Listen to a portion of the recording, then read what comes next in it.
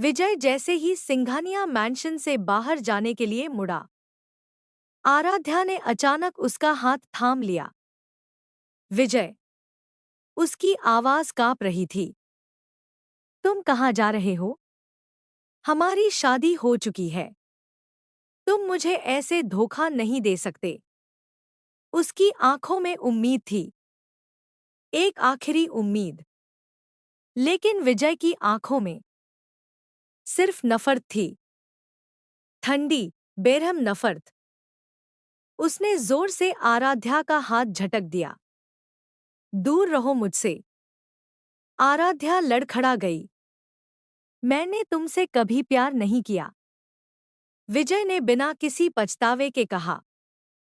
ये शादी सिर्फ तुम्हारे पिता को तकलीफ देने के लिए थी। आराध्या की सांस रुक गई। जब भी तुम्हारा बाप तुम्हें इस हालत में देखेगा, विजय की आवाज और जहरीली हो गई। उसे अपनी गलती याद आएगी।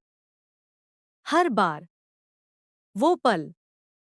आराध्या के भीतर कुछ टूट गया, कुछ ऐसा जो शायद फिर कभी जुड़ नहीं पाएगा। तभी दरवाजा जोर से खुला। विराट मैंशन के भीतर दाखिल हुआ। उसकी नजर सीधे विजय पर गई और अगले ही पल उसका गुस्सा मुट्ठी बन गया। धप्पा। विराट का मुक्का विजय के चेहरे पर पड़ा। विजय भी पीछे नहीं हटा। उसने भी उतनी ही ताकत से वार किया। पूरा कमरा हिल गया। बस करो। सिद्धार्थ सिंघानिया बीच में आ गए। रुक जाओ तुम दोनों।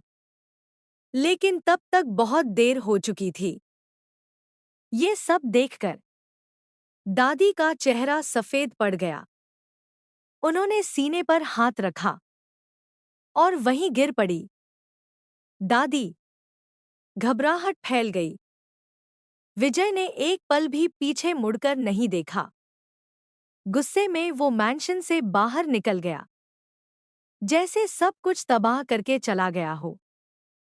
और आराध्या, वो वहीं खड़ी रह गई, दुल्हन के कपड़ों में, एक कोने में, खामोश, टूटी हुई।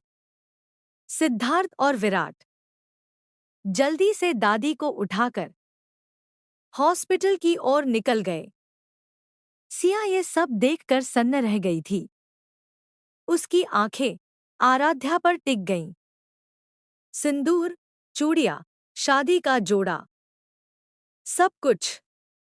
वो दौड़कर आराध्या के पास आई और बिना कुछ कहे उसे जोर से गले लगा लिया। तभी आराध्या की आंखों से आंसू टूटकर बहने लगे।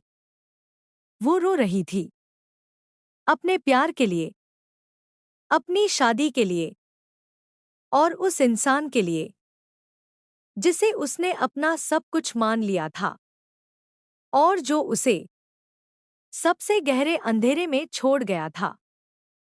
हॉस्पिटल की ठंडी, सफेद गलियारों में एक अजीब सी खामोशी पसरी हुई थी। दादी को एडमिट किया जा चुका था। डॉक्टर के शब्द अब भी सबके कानों में गूंज रहे थे। अभी उनकी हालत स्टेबल नहीं है। अगले कुछ घंटे बहुत नाजुक हैं। सिद्धार्थ की बेचैनी उनके चेहरे पर साफ दिख रही थी। वो बार-बार आईसीयू के दरवाजे की तरफ देख रहे थे, जैसे नजरें हटते ही कुछ और टूट जाएगा। तभी विराज हॉस्पिटल में दाखिल हुआ। उसके कदम भारी थे, नजरें जमीन पर जमी हुईं। आज पहली बार सिंघानिया परिवार का वारिस अपने ही घर की सुरक्षा न कर पाने की शर्म से झुका हुआ खड़ा था। उसके अंदर एक ही आवाज गूंज रही थी, मैं असफल हो गया। दादी की बिगड़ती हालत उसके सीने पर पत्थर बनकर रखी थी। चारों तरफ उदासी थी। हर चेहरे पर सवाल थे, पर जवाब किसी के पास नहीं। तभी जाह्नवी वहां पहुंची। उसकी आंखें अब भरी नहीं थी, खाली थी, जैसे बहुत कुछ सह चुकी हों। जैसे ही उसकी नजर श्रद्धा पर पड़ी, वो टूट गई। श्रद्धा को गले लगाते हुए उसकी आवाज कांप उठी। ये सब कैसे हो गया, माँ? दादी हॉस्पिटल में है, मुझे सिया ने बताया। श्रद्धा की आंखों से बस आंसू बह रहे थे, शब्द जैसे रास्ता भूल चुके थे। कुछ देर बाद वो बस इतना ही कह पाईं, पता नहीं बेटा, हमारे घर को किसकी नजर लग गई है। विराज ये सब देख रहा था। उसकी नजर जाह्नवी पर गई और तुरंत झुक गई, जैसे वो उसकी आंखों में देखकर अपने गुनाहों का सामना नहीं कर पा रहा हो। आज हर किसी के मन में एक ही सवाल था, ये कैसी दुश्मनी है जिसकी आग में विजय ने पूरे परिवार को जला डाला। जाह्नवी चुपचाप विराज के पास आई। उसकी आवाज नरम थी, पर यकीन से भरी। चिंता मत कीजिए, सब ठीक हो जाएगा। विराज ने पहली बार उसकी तरफ देखा। आवाज भारी थी। Thank you, Jahnavi. इतना सब कुछ होने के बाद भी आज तुम मेरे परिवार के लिए यहां आई हो। जाह्नवी हल्की सी मुस्कुराई, दर्द छुपाती हुई।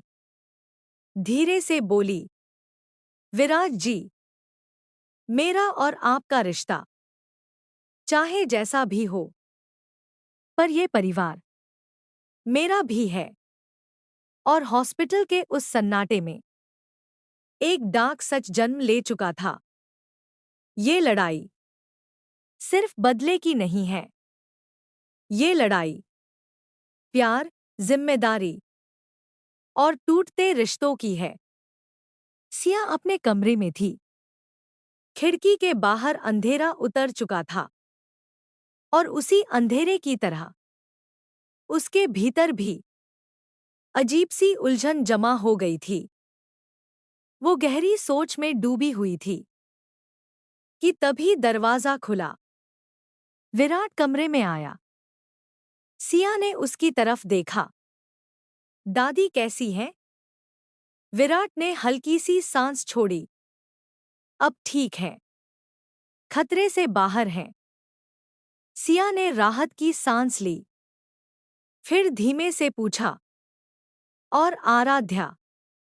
सिया की आवाज में चिंता थी। आराध्या कुछ बोल ही नहीं रही। सिया ने कहा, विजय के धोखे ने उसे पूरी तरह तोड़ दिया है। विराट की आंखों में गुस्से की एक हल्की चमक उभरी। मुझे नहीं पता था विजय इतना खतरनाक निकलेगा। सिया ने कहा, आखिर कैसी दुश्मनी है उसकी तुम्हारे और घोष परिवार से? विराट ने गहरी सांस ली।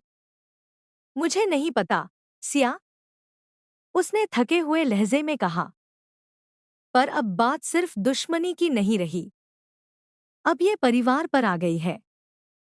और जब वार परिवार पर हो तो वजह जानना जरूरी हो जाता है। उसकी आवाज में एक अजीब सी सख्ती थी। इस हालत में आराध्या को अकेला नहीं छोड़ सकते। विराट बिना कुछ और कहे आराध्या के कमरे की तरफ बढ़ गया। कमरा बिल्कुल शांत था। आराध्या बिस्तर के किनारे बेहद सीधी बैठी थी, जैसे रोते रोते अब आंसू भी थक गए हों। विराट उसके पास आया। धीरे से उसके गालों पर बहते आंसू पोंछ दिए। मैंने तुम्हें पहले ही कहा था, आराध्या। उसकी आवाज में दर्द था। विजय से दूर रहो। देखो, उसने तुम्हें कितना बड़ा धोखा दिया। सिया चुपचाप विराट के पास खड़ी थी। अचानक आराध्या विराट से लिपट गई। उसके कंधे पर उसका सारा दर्द बह निकला। ये दृश्य देखते ही सिया के दिल में हल्का सा दर्द उठा, एक चुभन जिसे उसने तुरंत अपने ही दिल को समझाकर दबा दिया। वो दोनों दोस्त हैं और इस वक्त आराध्या को विराट की जरूरत है। सिया चुपचाप कमरे से बाहर जाने लगी, लेकिन तभी विराट ने उसका हाथ पकड़ लिया। उसने सिया की तरफ देखा, बिना शब्दों के, जैसे कह रहा हो, यहीं रुको। सिया रुक गई।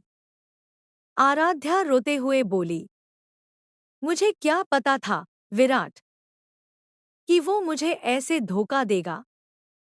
मैंने तो सिर्फ प्यार किया था। विराट ने उसके आंसू पोंछते हुए कहा, आराध्या, तुम कमजोर नहीं हो। इन आंसुओं को अपनी कमजोरी मत बनाओ, इन्हें अपनी ताकत बनाओ। उसकी आवाज अब और गहरी हो गई। इस वक्त तुम्हें टूटना नहीं है, तुम्हें हालात से लड़ना है। आराध्या ने कांपती आवाज में कहा, मुझे जवाब चाहिए विराट। ये सब मेरे साथ ही क्यों हुआ? और इस सवाल का जवाब अब पापा को देना होगा। विराट ने धीरे से सिर हिलाया। हाँ, उसकी आवाज में अब सिर्फ एक फैसला था। कमरे में सन्नाटा था, पर उस सन्नाटे में 3 दिल। आराध्या की मां पायल अपने कमरे में चुपचाप बैठी थी। कमरे में सन्नाटा था, ऐसा सन्नाटा जो चीख चीख कर दर्द बयां कर रहा हो। खिड़की के बाहर शाम उतर रही थी और पायल की आंखों में बरसों पुराना अतीत फिर से सांस लेने लगा। तभी दरवाजा हल्के से खुला। ऋषिकेश अंदर आए। पायल ने उन्हें देखा और टूटे हुए स्वर में बोली, जिस अतीत से दूर भागकर हमने नई जिंदगी शुरू की थी, आज उसी अतीत ने हमारी बेटी की पूरी दुनिया उजाड़ दी। उसकी आंखों से आंसू बह निकले। ऋषि, जब हम यहां थे, रंजीत ने हमें चैन से जीने नहीं दिया। हर पल डर, हर पल साजिश। उसकी आवाज कांपने लगी। और आज उसी की जहरीली बातों में आकर विजय ने मेरी आराध्या की जिंदगी तबाह कर दी। ऋषिकेश एक पल चुप रहे, फिर आगे बढ़कर पायल को अपने सीने से लगा लिया। उसकी हथेलियां उसके कांपते कंधों पर थी। वो वक्त भी गुजर गया था, पायल, उसने भारी आवाज में कहा, और ये वक्त भी गुजर जाएगा। पायल ने उनकी बाहों में अपने आंसू छुपा लिए, लेकिन उसके दिल में एक डर अब भी जिंदा था कि ये सिर्फ एक ज़िम नहीं, बल्कि एक ऐसी कहानी की शुरुआत है जिसमें प्यार से ज्यादा नफरत लिखी जा चुकी है। अलग अलग तरह से टूट रहे थे। अगर आपको यह कहानी अच्छी लगी हो तो चैनल को सब्सक्राइब जरूर करें और वीडियो को लाइक करना न भूलें।